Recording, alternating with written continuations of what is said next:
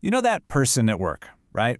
The one who seems to be playing the game on expert mode. Impressive title, always crushing the big projects. They're climbing that corporate ladder so fast it's almost dizzying. They're the winner. Or are they?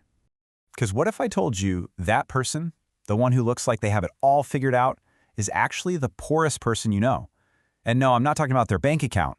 I mean poor in time, poor in freedom, and yeah, ultimately poor in actual wealth. We're going to pull back the curtain on the hidden math of success. Because you see the polished LinkedIn updates, but you don't see the reality behind them.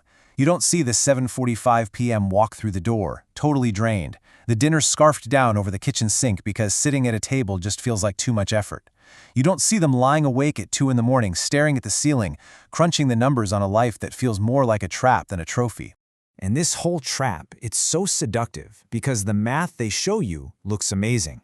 But the numbers that actually matter, the ones that really define your life, oh, those are never, ever in the offer letter. So let's do the math ourselves.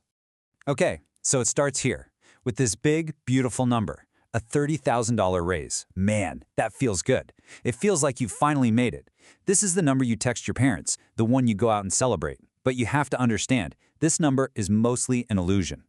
The second that money is supposed to hit your account, poof, reality kicks in. After Uncle Sam and the state take their slice, that glorious $30,000 raise shrivels up. We're talking maybe 17.5 grand in your pocket. Nearly half of it just vanished before you even got to touch it. But then, the silent killer of every raise shows up. It's called lifestyle inflation, and it's a behavioral trap we all fall into. A bigger salary gives our brain this little permission slip to spend more. You know, a slightly nicer apartment, a new car payment, eating out a bit more. And if you spend, say, just 60% of that take-home raise, your $17,500 is now down to just $7,000. Oh, we're not done yet, because that big promotion, it probably came with some new strings attached, like a mandatory return to the office. So now you add in the cost of gas or transit, buying lunch every day, maybe some dry cleaning, and that life-changing $30,000 raise might only be adding a couple $1,000 a year to your actual savings. Now you got to ask yourself, was all the extra stress worth that? This right here, it just nails the problem perfectly. Getting more money doesn't automatically make you wealthier. If you don't have a plan for it, you just end up with more expensive habits and bigger bills. You're just as stuck as before, but now you're locked into a more expensive lifestyle. So, we've talked about the money, but let's be real. The most valuable thing you have is your time. And to really see the true cost of that promotion, you have to calculate your effective hourly rate. Honestly, this is the one number that doesn't lie. And this is where the promotion trap becomes crystal clear.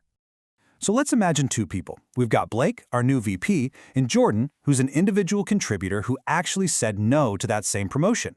Blake is making 40 grand more a year. Looks great on paper. But Blake is also now working an extra 15 hours a week. When you break it down, Blake is earning just $2.18 more per hour. $2. That's the price for all the extra stress, the weekend emails, the lost family time. It's wild. And here's the part that should really get under your skin. As a salaried manager, you're exempt from overtime pay.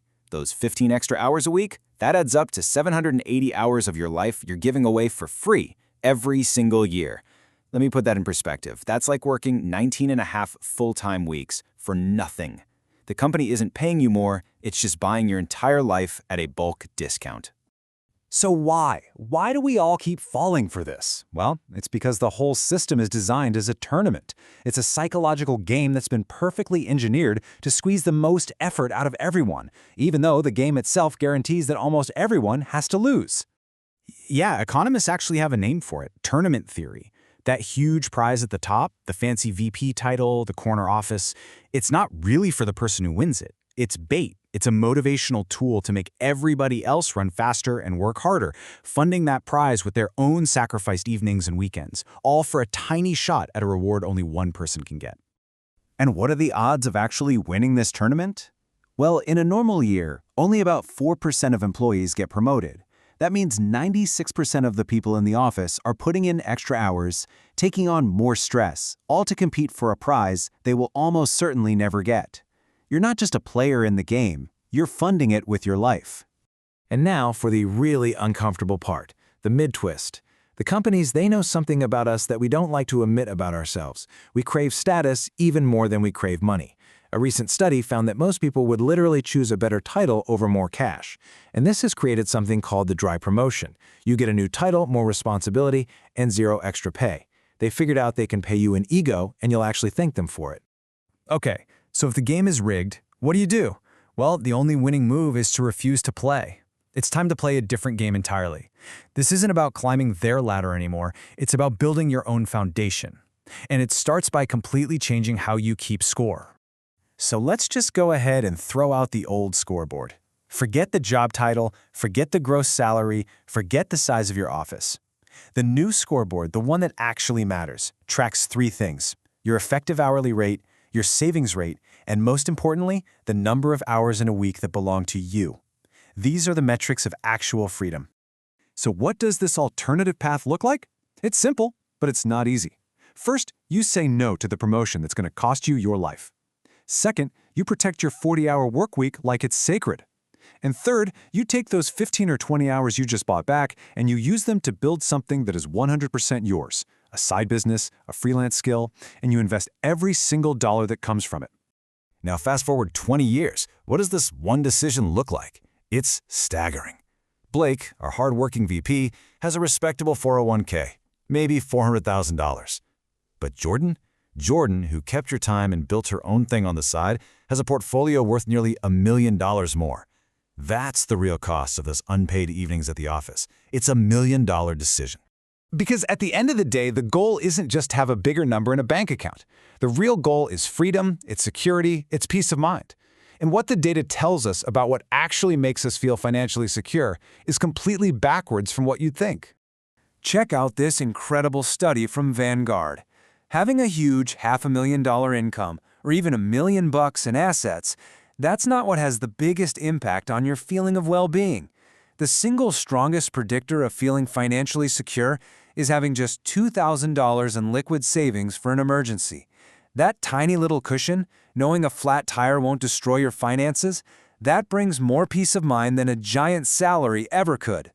Let's just be brutally honest. The promotion system was never designed to make you wealthy. It's designed to trap you with golden handcuffs.